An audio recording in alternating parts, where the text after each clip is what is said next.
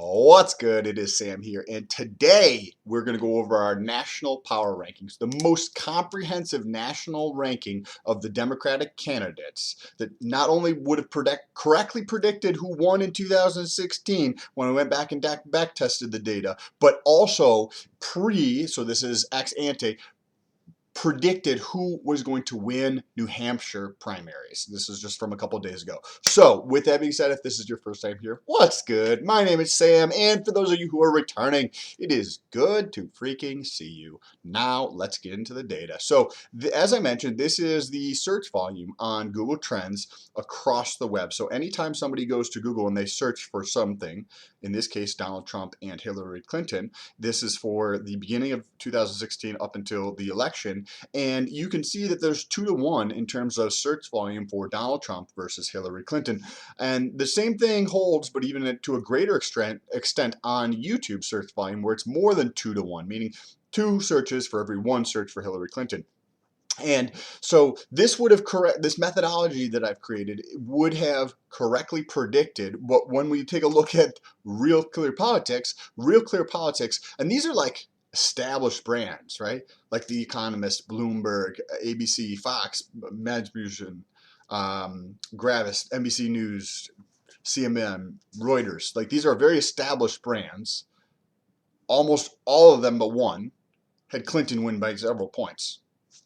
But all you had to do was actually just look at what the American public is actually interested in through their searches on the 2 biggest sites on the planet, Google and YouTube. So that is what I did, is I actually took, and then the same thing worked in New Hampshire, right? And I did it up until the midnight of the primary the following day and filmed it, and it correctly predicted that Bernie Sanders was going to be 1 and Pete was going to be number 2. So using the same type of framework, I have something that has nine different factors here, and they all roll up into our national power ranking. So those 9 factors include the Google search volume ranking, so basically who has the most amount of searches, as we just showed you, the YouTube search volume, who has the most amount of searches down to who has the least, the website ranking. This has a couple different factors, some of engagement factors, so you see how long people spend on the site and how many pages they look at, but also just the general popularity of that site relative to the other candidates in the United States.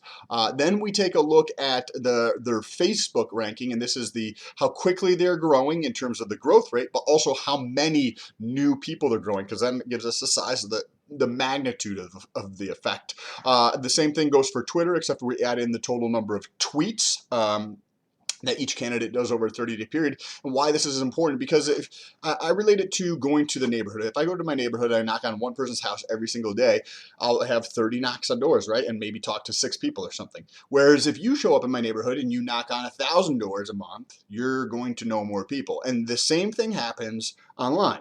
Facebook, Instagram, Twitter, etc. These are all neighborhoods, but they're just digital neighborhoods. So the more that you show up in the neighborhood, as in this case, if you're showing up and you're tweeting 1,000 times a month and I'm tweeting 30 times a month, who the fuck do you think is going to have more relevance on that platform? Who do you think is going to get their message out to more people? Who do you think is going to drive more traffic to their website? Who do you think is going to drive more people to their events?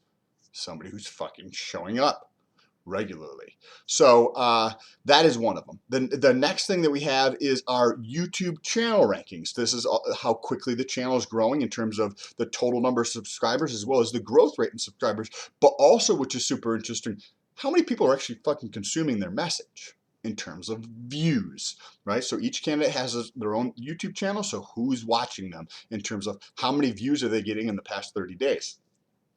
And we look at Instagram again, how quickly they're growing, as well as I think the total media production, meaning how many posts they're putting out over the last 30 days. Because again, if you're putting out 37 pieces of content and I'm putting out 2 pieces of content a month, who do you think is going to fucking win?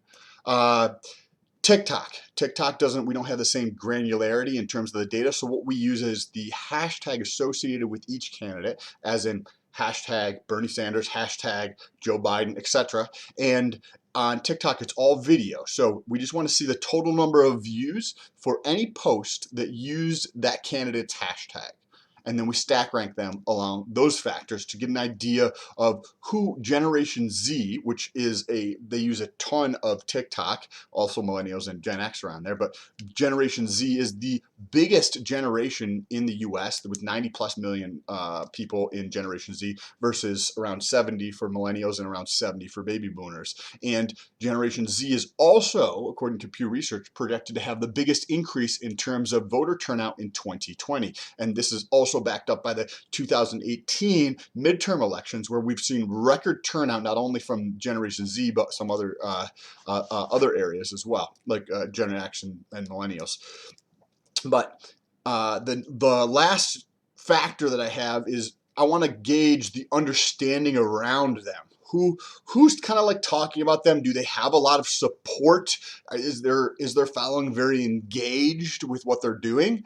And to do that, we have something called the awareness ranking, which is the 9th factor here, where we look at the total number of views over a 24-hour period from third-party video producers, meaning influencers, you can call them, but they might be news channels, so it might not be a positive thing. But these influencers who are putting out content on YouTube, we want to know how many of them have put out content over the last 24 hours that have the candidate's name in the title and or the thumbnail. And we do this for each one of the candidates to see who's got the most influencers putting out content around them, because that helps put your message out to more people, right? And the total number of views on those videos that have been published within the last 24 hours to get a gauge of that interest. And then we look at the hashtag usage on Twitter, the hashtag usage on Instagram, and the hashtag usage on TikTok to come up with our overall awareness around the engagement around each one of the candidates, to get a broader picture, not just looking at the individual's profile, as in like Bernie Sanders' profile or Joe Biden or Pete's profile, but what is happening all around them to really get the most comprehensive data. And I put all that together into a spreadsheet and came up with the top 5 candidates: Bernie Sanders, Joe Biden, Pete Buttigieg, Elizabeth Warren, and Michael Bloomberg. So two of these candidates I want to talk a little bit more in depth about. But first, the data collection period for this is from January 23rd, 2020 to February 12th, 2020. So we've got about a 3-week period there where we've collected all this data and put it together in our national power rankings. And the interesting thing here between the two candidates that I mentioned, Joe Biden and Michael Bloomberg, is that Michael Bloomberg's spending is definitely freaking helping him. His message, his regular, he's got a lot of name recognition similar to Bernie Sanders for being the mayor, I think, in New York. And he's got a lot of name. I mean, when you have like $65 billion, there's a lot more people who fucking just know who you are. And using that, especially with that Hawkfish like social media agency that's buying, they're buying influencers to post about them to create more awareness around what Michael Bloomberg's message is, and it is tremendously helping.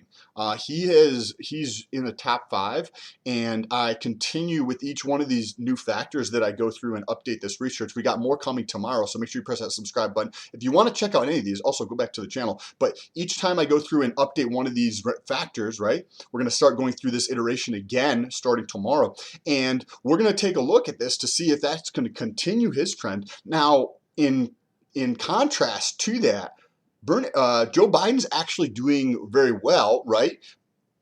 In terms of coming in second place. So all 9 of these factors, we just take an average of all the ranking within each one of those factors to come up with an overall score to see who's number 1 through number 8. And Joe Biden has done well enough in a lot of these 9 factors to be able to come in second. However, it is pretty far back from Bernie. If you look at the score, it's like 1 point something versus like 4 point something, I think. So he's way back in terms of the scoring. But also, when I do this research, out of all the candidates here, the person that I see the most controversy, the person that I see the most negative sentiment associated with the comments, the memes, the pictures, the videos that I see as I'm doing the research for these videos or marketing the videos is tremendously high for Bernie Sanders. When we did the primary ranking prediction video for New Hampshire, Joe was not going to be in the top two. He's just not as relevant. I think he's lost a lot of trust. So I'm curious to see where Bloomberg comes out in the next ranking here, as well as how quickly Joe either completely like drops out or just tanks. I just don't think his message is connecting, the way he's presenting it, his style of being of name calling or whatever it is. I don't think is resonating with a lot of people, and I think it's really really hurting him. When you have somebody.